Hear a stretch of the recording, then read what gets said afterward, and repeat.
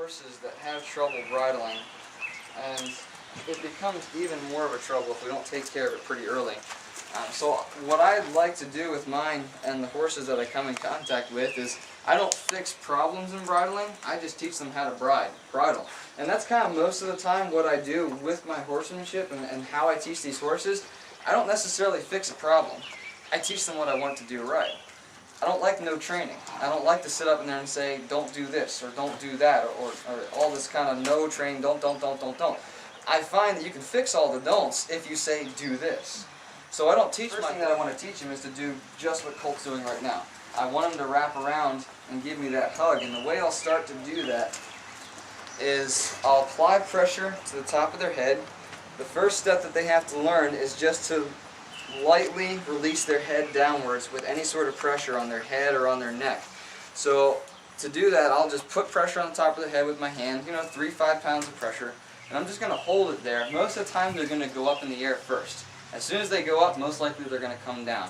As soon as they come down, I release. This is the start of all the communication that we're going to have with our horses. This is how it starts. First thing I have to learn, drop their heads. And I just do that consistently until I can get them to put their head all the way on the ground. I want it pretty darn low.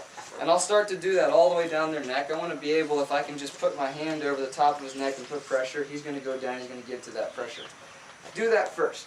Once I can get to that, then I take them over here. I'll take their head to the side. One of the reasons I like to do this, especially with young horses, this takes a lot of the strength out of their neck.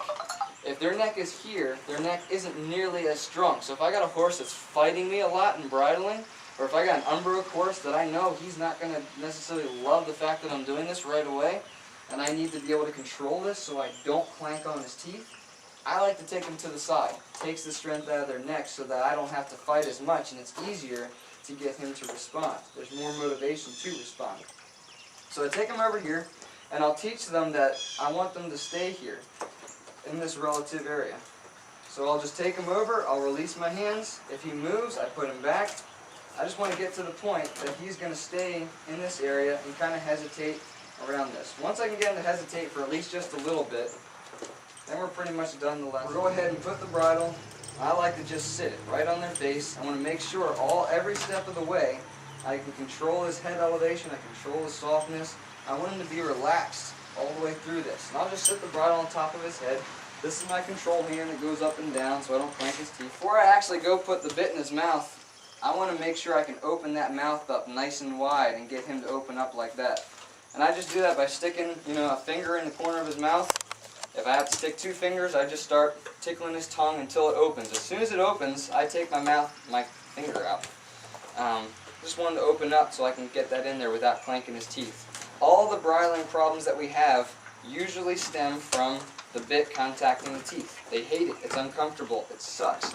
So let's not do it. So again, I take the bit in my hand, put my thumb in his mouth so his mouth open up wide, and I slip that in there right over his tongue so it never contacts his teeth. I want that to be smooth and easy the whole way through. Ears can oftentimes be another big issue when it comes to bridling. So I want to make sure that I take time to handle these ears right. I personally like to, if I can get to the point where I can hold him comfortable like this, I don't like to slip the bridle back over the ears. Instantly the ears pinch, it gets a big problem. So I push the ears forward through one side, forward through the other. Same thing for unbridling, nice and slow. Keep their head elevation, make sure they're nice and relaxed. Let it fall slowly out. I want him to spit that bit out. I don't want to just drop it out of his mouth so it clanks on his teeth.